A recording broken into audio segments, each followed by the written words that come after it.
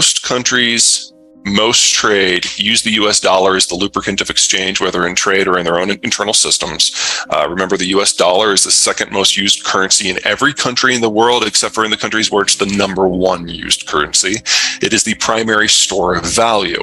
And more store of value is held outside of the United States than within, which means we're in this weird little system where we can print currency and they have to suck it up. A reserve currency is a currency that is commonly accepted around the world, and having one is a key factor in a country becoming the richest and most powerful empire. With a new dominant power and monetary system established, a new world order begins. These changes take place in a timeless and universal cycle that I call the Big Cycle.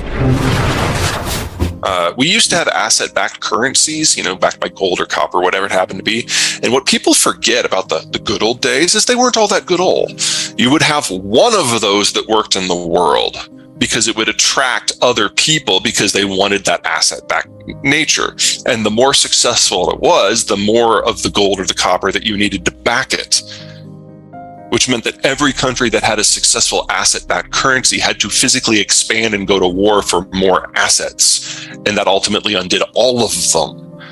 So fiat is a bad idea for secondary currency, but it's a great idea for a primary one because you're no longer faced that restriction. Mm-hmm. So we're now in this weird, strange world where the less involved the United States is, the more stable its currency is because it's not involved in the trading matrix. So countries that are not even trading with the United States now see the US dollar as really their only option, even as the United States kind of melts away from the international scene. And when that's the environment, inflating the value of the currency, inflating the supply of the currency by 10% a year, most countries in most parts of the world for most of history are very easy to disrupt. They don't have secure borders. They don't have everything they need within their own borders. So they can try to make incremental progress in this, that, or the other thing. But whenever there's a war or a boycott or a famine, it all falls apart. What the US fundamentally changed was because the North American continent has been secure for us for 150 years, we never had to worry about those resets. Even decades like the Great Depression, we exited the decade stronger than we entered it. And that meant that when the United States did decide to get involved with the world as a stabilizing force, we could kind of export that stability.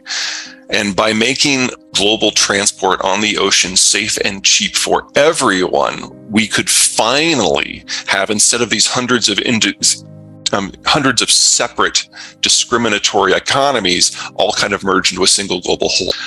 And that had never happened before in human history. I mean, the closest analog would probably be the Roman Empire, but this is an age before steamships, so you're not moving too fast.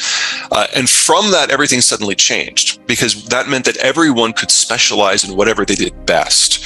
So the Koreans went into toys, into heavy industry, and ultimately into semiconductors. The Chinese went into mass manufacturing. So did San Antonio. In terms of energy, places that normally wouldn't be stable enough to support a population because there was no food production could export crude and import food. And that led them to produce more crude and start refining it. So every little bit of the system became fine-tuned for what they did best. My home state of Iowa stopped producing wheat and beef. That all moved to the drier climates of the Great Plains. We started doing soy and swine.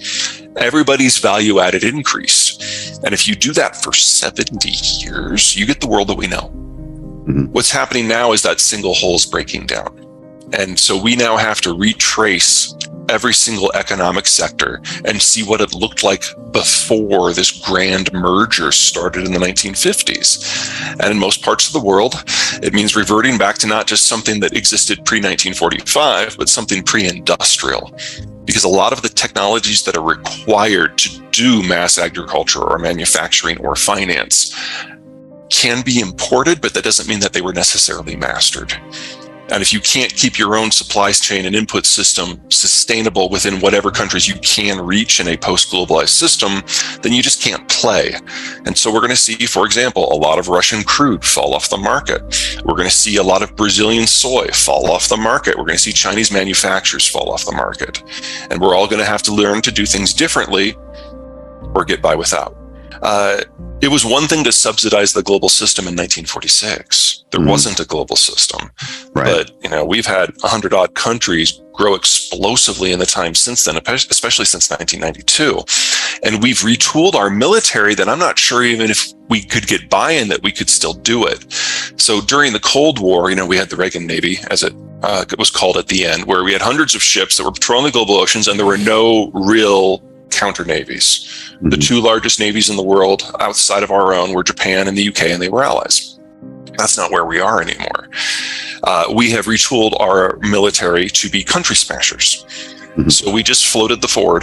That's the most powerful military platform we've ever had. All by itself, it can take on any but 7 of the world's largest air forces. That's if you're fighting fair, and the Navy does not fight fair. Carriers move. That's the idea. You choose when the fight happens. So really just the top 3, one of which is ours. We're going to have 4 of those, in addition to the 10 Nimitz. This is how you destroy a country. That's not how you patrol the global oceans. You need destroyers for that. You need hundreds of them, maybe at least 800. We have 70. Half of them are defending the carriers.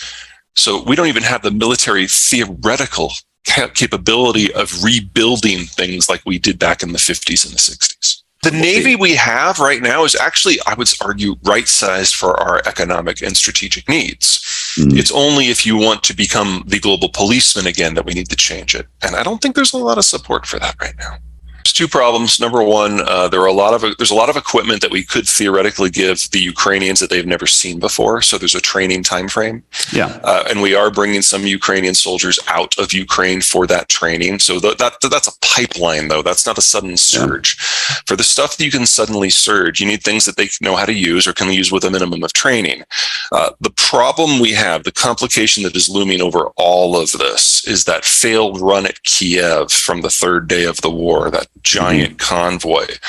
It stalled in a day because they ran out of fuel, and then everyone had to walk back to Belarus on the 3rd day because they ran out of food. And, at one point, everyone in the military was like, this is great. The Russians don't know how to fight a war. And then after they thought about it, reaction. Yeah, exactly. Holy crap, the Russians don't know how to fight a war. And they see this as an existential battle for their survival. So we know that if NATO forces come up against Russian forces directly, they can either have a screaming retreat and contemplate the death of their country over the next 20 years, or they can escalate, and they probably would. So it is critical to keep this war bottled up in Ukraine, and it is critical to kill the Russian military here now so that they can never do this again. Secretary Austin was absolutely right with that. The trick is, how do you do that with a force that has insufficient equipment, insufficient training, and poor logistics? There is no good solution here. And any weapons system that would really turn the tide, like, for example, the U.S. would not be engaged with the Russians in an artillery duel. We would use airstrikes. But we can't give the Ukrainians our jets because they would require American pilots and service crews. And if you have that, then you have an American military presence in Ukraine, and you can get that direct clash that we have to avoid. Right. So the weapon systems that could win this for them, they can't have because they can't use them.